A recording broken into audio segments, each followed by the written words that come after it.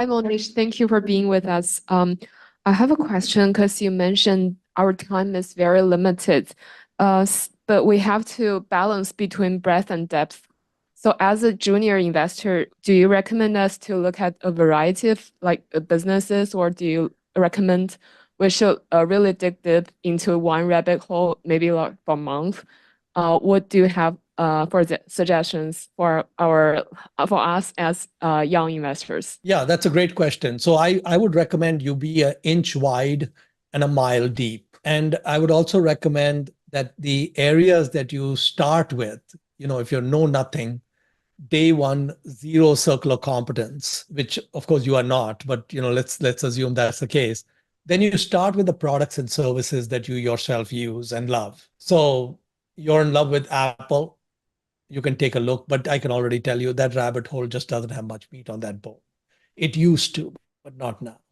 So you look at all the different parts, products and services you use, what banks you're banking at and what clothes you're buying and food you're eating and all of these brands they're using. Because for any business to be able to get even $1 of revenue from you, it has to be a spectacular business because you're so discerning. And if they were able to get $1 from you, then they were able to get $1 from many other people. And so I think that's the starting point, because if you're using the product already, you already have a base level understanding as a consumer.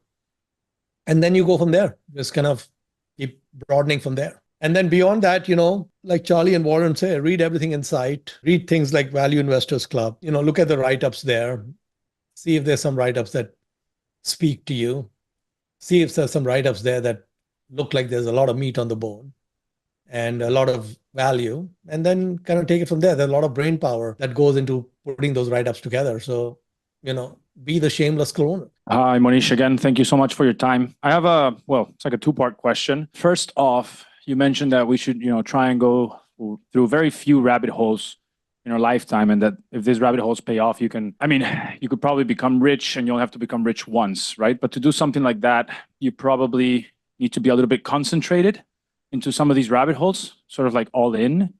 So my first question is, how do you protect for that risk, if the rabbit hole doesn't work out? And the second part of the question is, when you look at an opportunity and you see that there's a long time frame for it to actually pay off, what are those time frames that you work with? Yeah, so when a first generation Chinese couple decides to open a Chinese restaurant at some corner in Queens or Manhattan, they have gone all in, and they have 95%, maybe 98% of everything they have.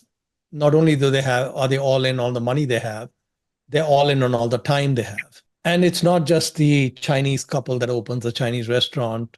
This is the situation with about 10 million entrepreneurs who are running businesses in the US. They are all in. So most of them wouldn't understand what a diversified portfolio is. They've never thought about life that way. And they don't seem to have trouble sleeping at night with all in on the Chinese restaurant.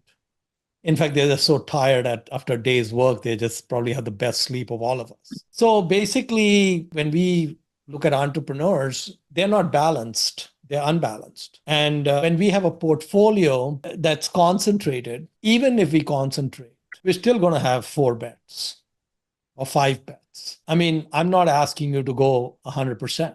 I've never gone 100%. In fact, usually I'm 10% bets. So I don't even go 5 bets. Usually I'm going like 10 bets. So I don't see much issue with the concentration issue at all. And I'm sorry, I forgot your second question. What was the second question? Yeah. Sorry, it was just about time frames. How much time frame do you work with paybacks, or do you expect for it to make sense? Well, the time frame depends on whether it's your money, other people's money, whether you have an investor base that is going to let you play your hand out, whether you're playing with your own money. I think that all depends on, an ideal situation is that you get to hold things for a very long time.